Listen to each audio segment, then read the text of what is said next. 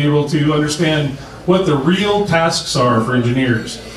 And one of the things that attracted me to actually leave the game industry for a short time and actually be a part of this was the fact that, you know, none of it was smoke and mirrors. It was actually working directly with the engineers, it was working directly with developers and getting them in front of the students and taking the smoke and mirrors away and showing them how to get their projects done. So we do first robotics. The STEM Council is broken into 3 sections: robotics, green technologies, and digital media. So I'm the digital media coordinator. We have Jessica Galfus, who is the robotics coordinator. We just had a FLL competition. Has anybody in here ever done FLL through school or anything else? It's the first LEGO League Robotics.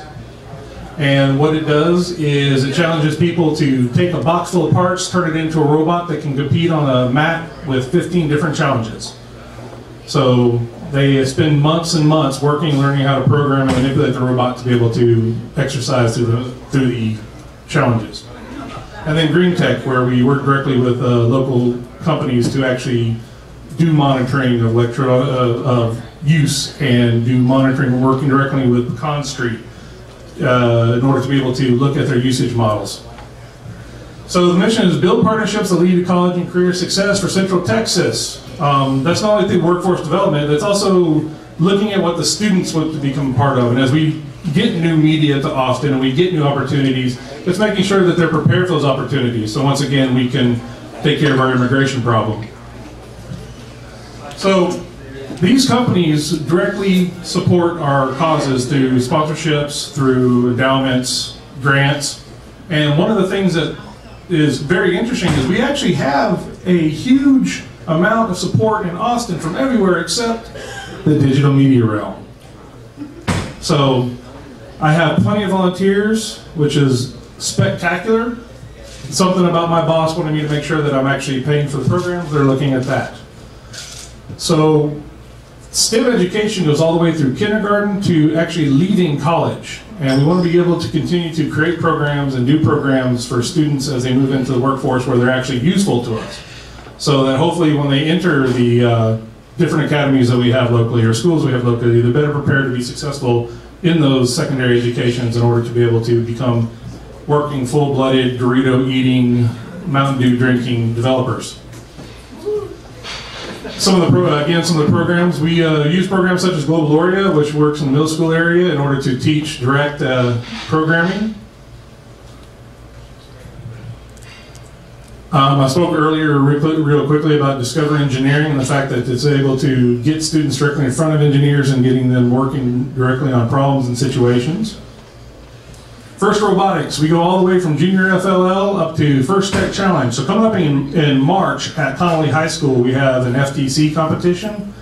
And if you guys had an opportunity to come to our College and Career Fair, it's where you get to see the robots that do the, shoot basketballs or shoot frisbees or try to climb the rope the fastest. It's actually a very awesome thing to watch, the fact that these kids were able to pull this off, no instruction, just having to pretty much figure out how to design and engineer it themselves.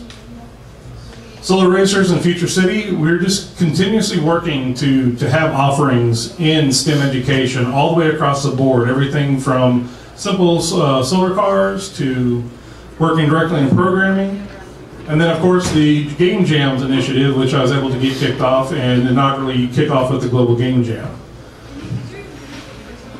So through Robotech, Power Up, Eco Audit, Nanotech, Game On, and App Soup, we work directly to improve students' understanding of what it is we do on a daily basis. When we have call-outs, we have schools all over the place who contact us, not only through IGDA and STEM, they just want to see a studio. And I know that some people, they look at their studio and the fact that they're kind of in a broom closet with like half a shower curtain covering the toilet. And they're like, I don't want anybody to come see this because everybody thinks that every single studio is supposed to look like Valve with art on the wall and mock weapons and sentries that talk. So that's what they have, that's what they expect. And they need to see the fact that their first desk was in the broom closet and every time the light burnt out, you had to buy it because there was no money for the light bulb. Or, you know, that you could only work for 5 hours, but you had 20 hours worth of work to do, but you loved the project and you wanted to see it succeed, so you spent that time and you did it. But you had to choose between your passion and your need to be able to, you know, eat ramen. So if you guys want to get in contact with me, obviously I'll be around here all night. Smack me in the head. But the Global Game Jam most directly. So for those of you who didn't know what the Global Game Jam was, pretty simple concept. Show up on Friday, everybody gets to know each other. We do a few exercises so people get to know what people's specialties are, what they want to do, some of the ideas. You get people up there to pitch. And the best thing about the Global Game Jam is that it is not actually a competition. It's an exhibition. It's a way for people to show off skills.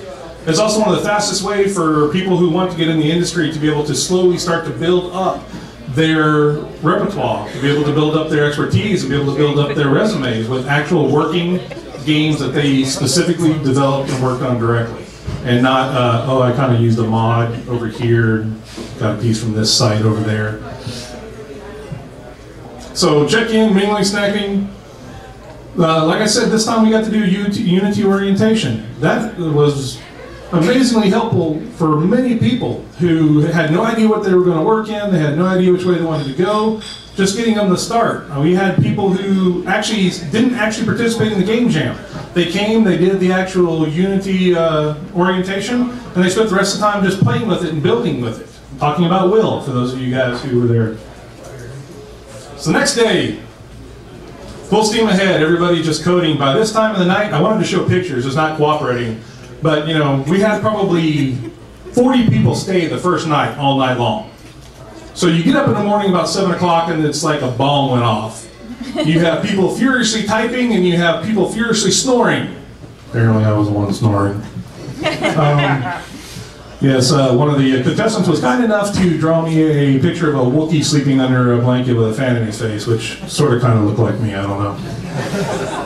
So, but one of the most awesome things is we had things that didn't work out. We had people step up to the plate. One of the biggest step up to the plates were the smell of Rudy Barbecue breakfast tacos. So thank you, Jason. Tess, raise your hand, please. All the way up, your elbow's not broken. Thank you, Jason and Tess, for the energy. Thank you very much. So by the second time, they actually had the opportunity. Say what, John? And Lee America also did a Unity workshop in the lab. Thank you, John. Yeah. Can I continue? He's not here. Where are you at? Dadgummit. Yes, Lee America for Unity. Give him a hand, please. Thank you, Lee. So one of the biggest things to get done the second day is you actually have to just make sure that you've established an actual working project and get everything up. And then, of course, dinner that night was taken care of by EGADS. Any EGADS folks here? Nope. So, day 3, last day of work. This is when it got really interesting. This is where there was at least 7 people sleeping under desks. If you've never been to Skillpoint, there's a giant conference table in the middle, and I think it had 6 people under it. So it was kind of fun to watch. People had learned not to sleep on the ground, to actually take 2 or 3 of the rolling chairs and arrange them just right so they fit across them. Hey, it's learning experience for becoming a QA tester. Don't, you know, people in here have to do it, they know. I got smart. When the boss goes home, he's usually the one with the leather couch. So